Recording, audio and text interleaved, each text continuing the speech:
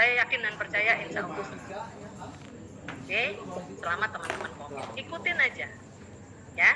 Oke, tetap semangat dan thank you kepada Pak Catur dan Iis sebagai penyelenggara dari konferensi, dan terima kasih kepada Bapak Ibu dosen yang sudah berkenan untuk membimbing anak-anak kami dalam menyelesaikan nantinya mempersiapkan anak-anak untuk melakukan pembimbingan dosen.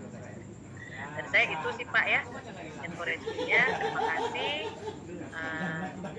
Silahkan diteruskan Pak Catur. Assalamualaikum warahmatullahi wabarakatuh. Waalaikumsalam warahmatullahi wabarakatuh. Ya, terima kasih Bu Dekan. Saya lanjut aja ke acara karena waktunya terbatas ya. Nanti ada dialog juga yang mungkin kalau tidak selesai WA saya aja 24 hours. Balasnya belum tentu malam itu juga. Kawan-kawan itu sudah banyak yang melakukan itu. Sampai saya ke Seleo ada yang WhatsApp saya dan saya balas, saya pikir mahasiswa, nggak taunya judi online. Aduh, salah jawab saya. Karena ada yang kirim-kirim, siapa, kamu siapa namanya. Jadi saya sudah positive thinking aja. Ternyata dia juga positive thinking, saya ikut judi online ya. Ternyata salah, bukan mahasiswa, salah jawab saya. Oke, itu penelitian. Oke, saya share saja sebentar paparan.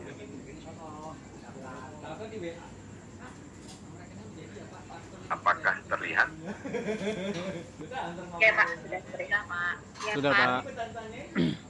Oke, ini ngobrol saja lagi ya, teruskan yang kemarin. Jadi prinsipnya sekarang kita mau silaturahim membahas beberapa permasalahan yang ada di internal. Bukan masalah dalam artian ada masalah dosen dan mahasiswa, tetapi ada masalah yang harus kita selesaikan sama-sama untuk menciptakan Anda jadi legend. Dan saya kemarin pada saat jumpa pertama dengan pengurus Sima ya, karena terbatas juga mungkin ada yang hadir dari semester 6. Mimpi saya sebagai Kaprodi, kepercayaan sebagai komandan di program studi akuntansi. Jadi rekan-rekannya harus jadi legend. Angkatan 1, 2, 3 harus jadi legend. Bagaimana untuk membentuk jadi legend itu? Tentu saja perlu mentor. Perlu komitmen dari kawan-kawan. Kita lihat sosok daripada Profesor Dr. Haji Sidul Suwaryadi. Beliau adalah tokoh di pendidikan yang mengajarkan, mengamalkan, menciptakan banyak guru besar, banyak lahir orang-orang besar dari beliau. Sudah di DPR RI, sudah ada yang jadi menteri, kawan-kawan beliau orang-orang hebat semua. Dan itu kenapa bisa terjadi? Karena dia memberi pengajaran dengan efektif. Oke, ini ada bukunya. Ini bukan saya ingin promo buku ya, bukan. Jadi artinya kita punya founding founder yang memang mau mengajak kita untuk jadi besar. Ketika Prof. Haryadi adalah, kalau saya bilangnya titisan. Jadi Pak Haji Probo Kustojo itu murid dari Ki Hajar Dewantara. Murid dari Ki Hajar Dewantara, Pak Probo Sutejo melahirkan juga, menciptakan satu sosok baru yang akan meneruskan cita-cita Ki Hajar Dewantara adalah Profesor Dr. Haji Suryadi. Dan ketika Anda hadir di sana, Anda bagian dari titisan itu. Jadi ini adalah misi mulia. Kalau kami sebut sebagai misi suci bela negara dengan cara mencerdaskan kehidupan bangsa. Nah, beliau hadir. Jadi Anda harus bangga punya rektor seperti beliau. Dan ketika saya hadir di sana, saya juga harus menjaga amanah tersebut. Dan Anda harus lahir sebagai pemimpin. Kalau bicara riset, Anda boleh lihat di sini ada mobil yang sangat tua sekali. Riset itu bagus pada masanya, tetapi untuk saat ini semua orang akan berkaca apakah cukup. Yang lalu itu kita ulas kembali.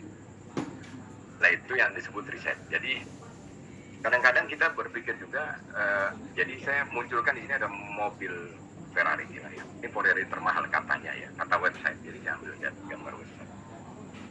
Nah, dalam riset kita juga tidak boleh sombong. Seolah-olah gue punya novelty, bahasanya begitu ya. Saya punya novelty, saya punya kebaruan dan lain-lain. Menurut Anda sebagai penulis, Anda adalah Ferrari. Tapi begitu dibaca oleh reviewer atau pembimbing nantinya, sebenarnya nih mobil tua sudah banyak riset, maksudnya gitu ya, sudah banyak risetnya. Jadi akan ditanyakan, kelemahan Anda akan dicari itu untuk dibantu oleh pembimbing, sehingga Anda setidaknya Anda adalah keluaran baru yang modelnya Ferrari. Kurang lebih riset gitu ya. Jadi dalam riset itu ada yang harus kita ciptakan. Jangan juga sombong. Karena dalam riset, menurut saya ini baru riset pertama misalnya. Belum tentu, kita harus cek dulu. Jadi tidak boleh kita membuat statement bahwa riset itu saya yang pertama. Belum tentu, kita cek dulu. Begitu sudah jalan, ternyata sudah banyak.